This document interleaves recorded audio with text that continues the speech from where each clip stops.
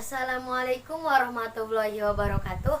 Perkenalkan, nama kakak Sri Ayu Agustini, NIM 1320124, kelas PGSD 20B1, Fakultas Pendidikan Guru Sekolah Dasar, Universitas Pelita Bangsa.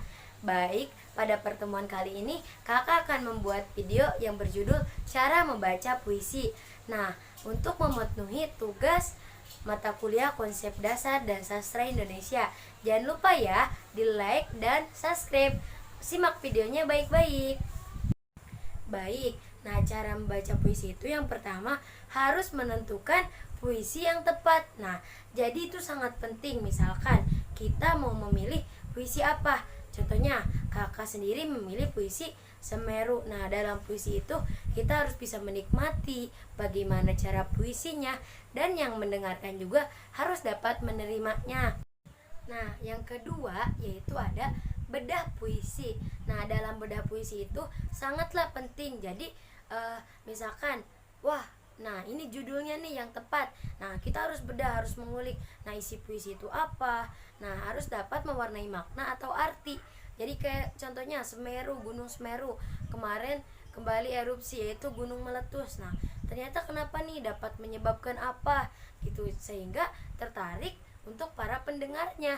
Nah, seperti di dalam baitnya terdiri atas bait pertama, bait kedua sampai bait yang terakhir, agar dapat mewarnai puisi tersebut. Nah, itu yang dimaksud dengan bedah puisi. Nah, setelah kita menentukan puisinya, kita sudah membedah puisinya. Nah, cara membacanya yaitu ada 6 macam ya.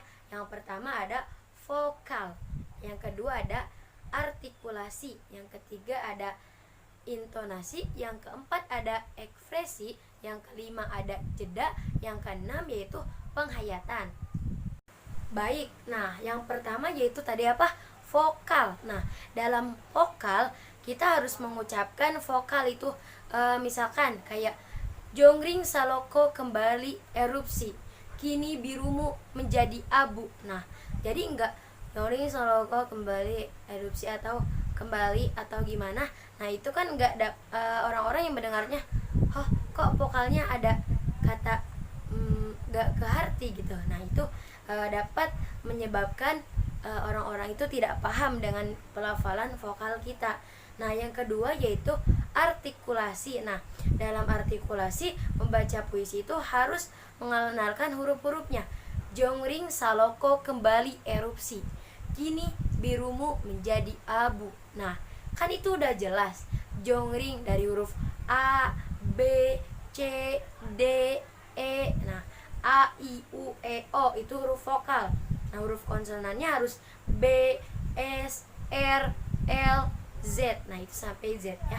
Lalu yang ketiga ada intonasi. Nah, lalu yang ketiga yaitu ada intonasi. Nah, dalam hal ini sangat diperhatikan.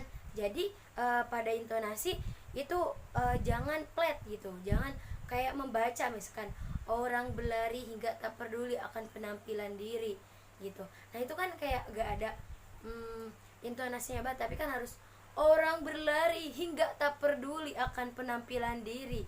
Nah, itu kan ada kayak intonasinya, nadanya gitu. Ada nada yang turun, ada nada yang cepat gitu. Jadi enggak kayak orang berlari hingga tak peduli akan penampilan diri. Nah, tapi kan harus orang berlari hingga tak peduli akan penampilan diri. Nah, jadi ada nada rendah dan ada nada tingginya. Nah, itu yang ketiga adalah intonasi seperti itu.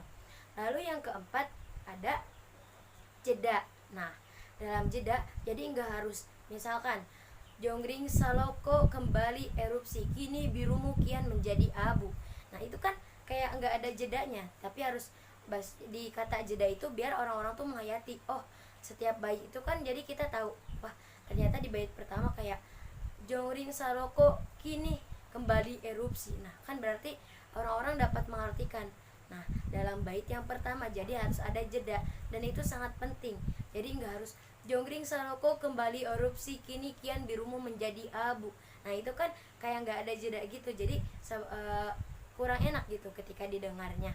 Jadi harus ada jeda biar per jeda atau per bait itu dapat menentukan makna atau arti. Nah, yang keenam yaitu penghayatan. Nah, dalam penghayatan juga ini adalah yang terpenting. Jadi puisi itu dapat dinikmati keindahannya ketika menghayati orang yang sedang membaca puisi gitu ya. Nah, jadi dalam penghayatan itu kita bisa menentukan, oh ternyata kadang ada ketika kita membaca puisi ada yang sampai nangis gitu ya. Jadi harus menghayati isi puisi tersebut. Nah, setelah kita mengetahui cara membaca puisi, kakak sendiri akan bawakan puisi yang berjudul Semeru.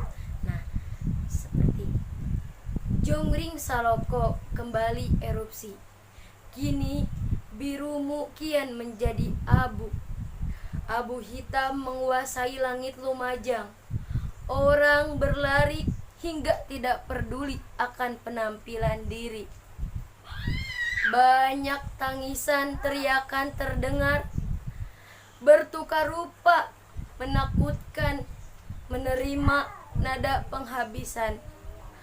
Engkaulah keindahan yang kini berubah menjadi ancaman. 4 Desember, hari bersejarah bagi makhluk yang bernaung di bawah teduhan Semeru. Secerca harapan dan doa yang kupanjatkan kepada Sang Pencipta. Nah, itu adalah puisi yang kakak bawakan, yaitu yang berjudul Semeru. Baik, semoga dapat bermanfaat ya. Nah, lebih dan kurangnya mohon maaf bila ada kata yang salah.